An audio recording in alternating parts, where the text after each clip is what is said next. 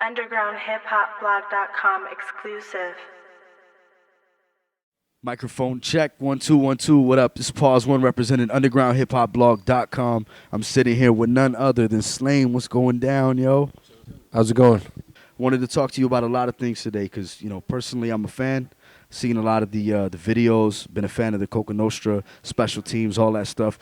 And all the new stuff coming out, I got to get updated on that. So we got to let these people know about all the newer stuff as far as the videos and everything coming out in the projects. We talked about some shit off camera you guys probably won't find out about till a couple minutes. So just to get it started, let them know what you're working on as of right now. Let's get it popping right now.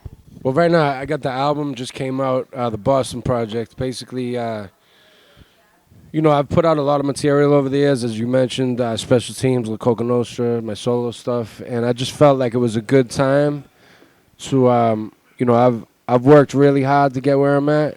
And, I put in 100 hours a week for 10 years, probably or more. And, I just felt like it was a good time in my career. I caught some breaks, too. You know what I'm saying? So I feel very fortunate and blessed to have kind of written my plane ticket around the world with these songs and all that.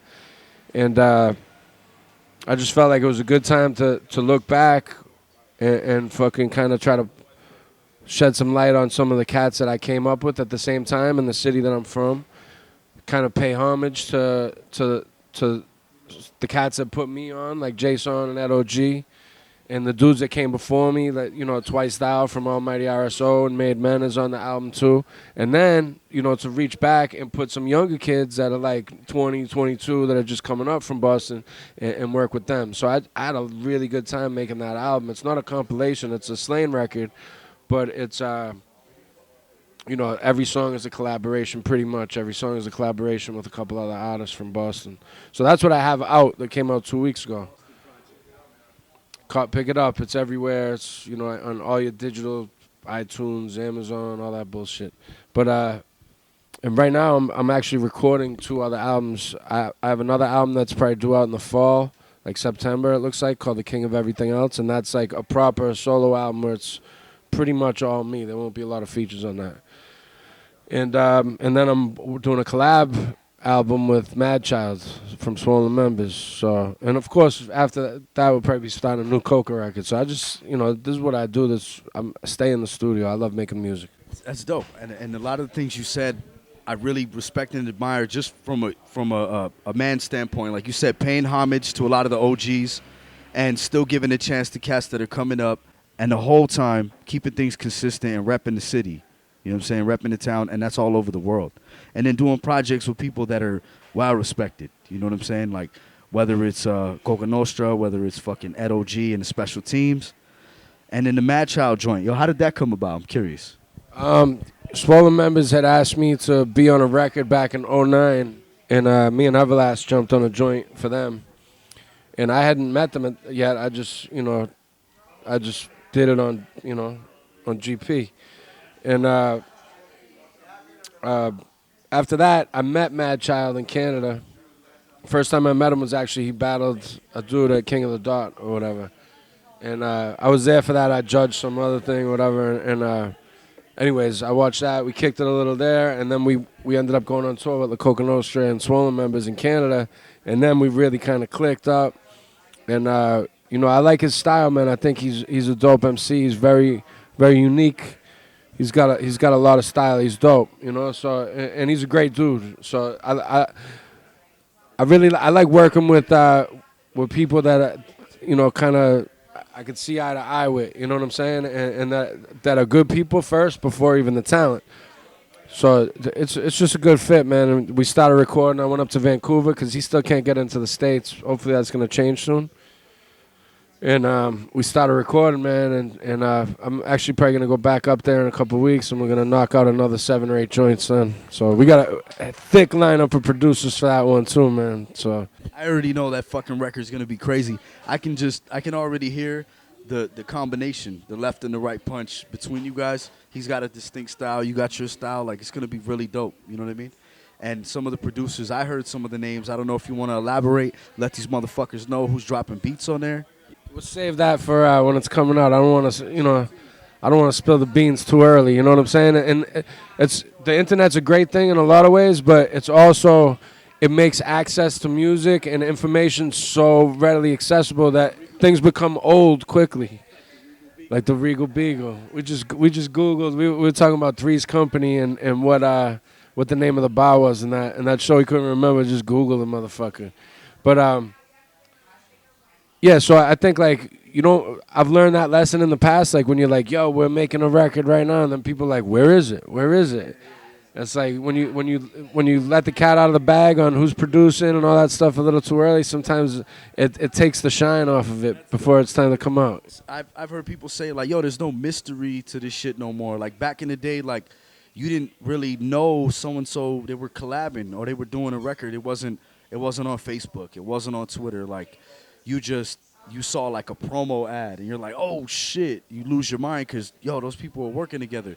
So that's dope that you keep the mystery there, keep these motherfuckers on their toes because people out there definitely need that mystery because the age of information makes everything accessible.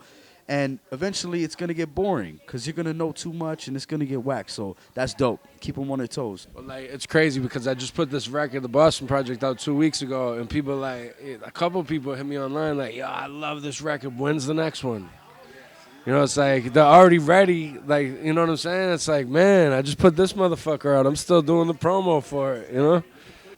But the demand is there, though. The demand is there. Like, the fans are there. Like, people are hungry for it. They're waiting for the next joint. Anything you touch, they want a piece of it.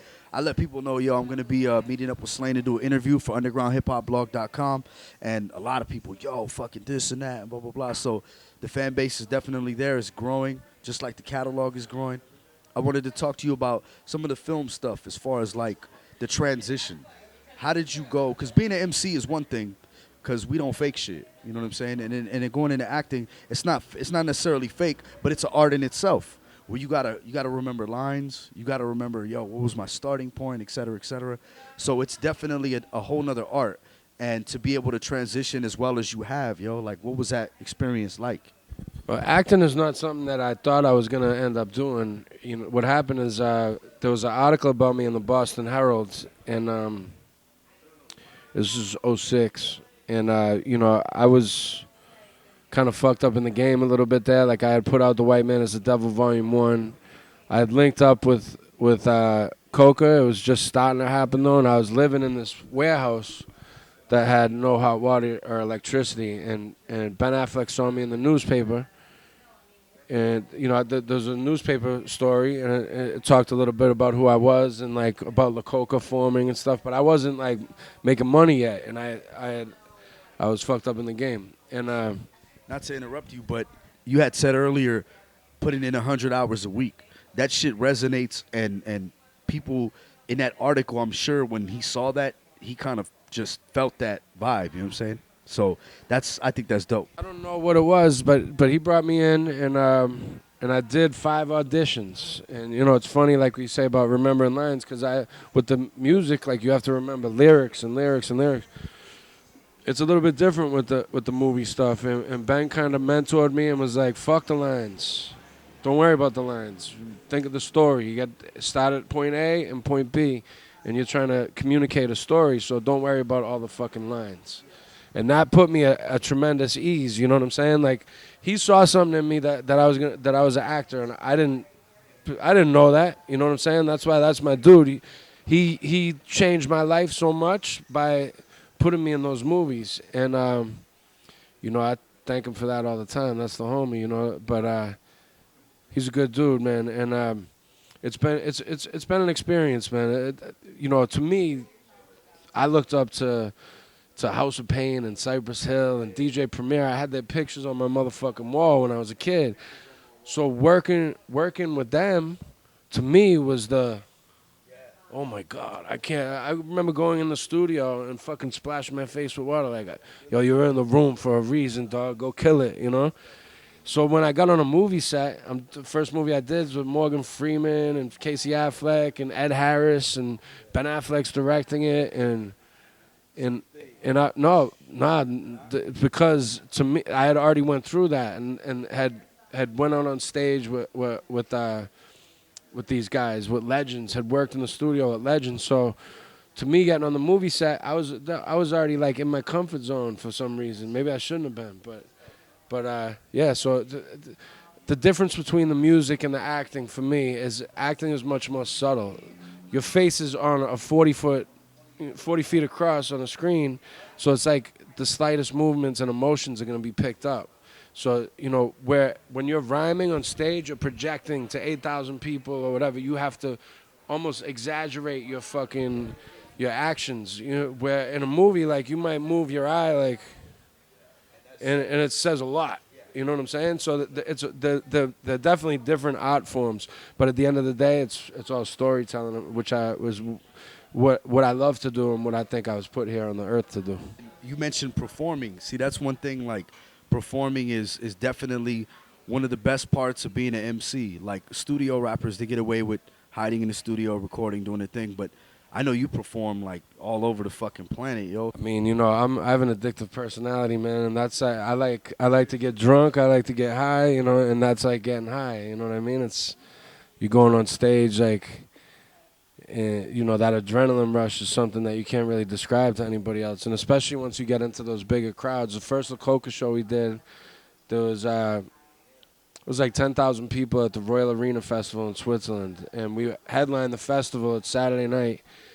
And I couldn't believe it because I had performed my whole life, but never for a crowd like that up until then. Yo, it's insane, man. And I threw up before I went on stage, not because I was nervous, but my adrenaline was so overwhelming. Like I threw up, and then Dilated was there, Helter Skelter was there, and so we ended the set with Jump Around, and. The first hip-hop show I ever went to was Cypress Hill, House of Pain, Funk Dubious, and the Hooligans, which was Alchemist's old group when he was a kid. And I was like 15 or 16 years old, so to take it from there and then be on stage with these cats rocking this classic joint, and Dilated all came out, Helter Skelter came out, everybody that was cool with us, like that was rocking at the festival with us, all came out for Jump Around. The fucking place went nuts, man. It was like one of the best feelings I've had, you know what I'm saying? So you can't describe. That's the difference between the music and the movies too. Like on a movie set, you don't have all these people there like that, so you don't get that adrenaline rush like that, which is cool because like I said, you need the subtlety. But the cool thing about the movie shit is like you could be driving by a theater and see, oh shit, it's playing in there. And once in a while, you might like pull in and fucking buy a ticket for it and duck in the back and be like, "Oh shit!" Not even. I'd just be like, "Damn, I can't believe I'm on the motherfucking screen." To take it from where I was to where I'm at now, and it's a beautiful thing, man. I'm like I said, I worked really hard, but I cut a lot of breaks, and I'm blessed. You know what I'm saying? I feel thankful that I got that shot. Just talking to you, like, you're definitely one of the most talented, humble dudes that I've ever really had a chance to sit down with. And it's easy to get lost in the whole hype. We are in Hollywood, California, so, like, it is easy for people to get lost in the music aspect and in the Hollywood aspect.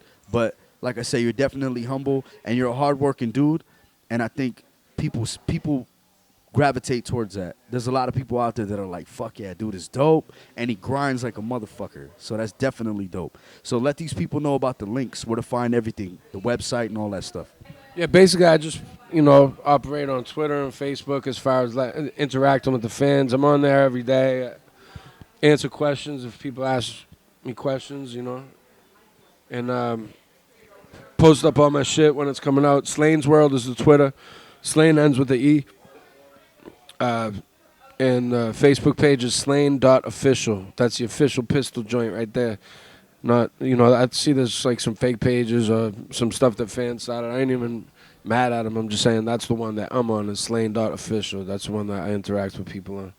But that's dope. And you run your own social media, so if you guys are talking to Slaine, you're talking to Slaine. I wanted to ask you one more question, because this is the Underground Hip Hop blog, and everybody has their own definition of underground. Whether it's stereotypical, whether it's positive, negative, what is your definition of the word underground? The definition of underground to me is Well, let's start with hip hop because it's underground hip hop, blah, right? So the definition of hip hop to me is, you know, obviously it has a wide definition, but to me, what's hip hop is making something from nothing. That's what the whole culture was born out of. So at the very root of it, if of course there's many different aspects to it, but I think really it's making something from nothing.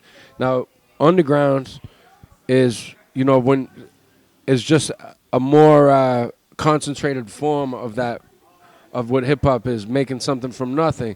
When the mainstream and the entities won't give you money or support, radio play, any of that, you take it underground and you do it yourself. So you're making something from nothing with hip hop already, and then underground would be, you know, you're saying fuck all these other avenues. If they're not gonna let me play the game, I'll play my own fucking game. That's what it is to me. Oh, it's a dope definition. So there, you heard it. Slaine, Pawz One, undergroundhiphopblog.com. Drink up, fuckers. Cheers. Yo, what's up? This is Slaine, and right now you're tuned in to undergroundhiphopblog.com, rocking with the homies out here. Peace. Undergroundhiphopblog.com exclusive.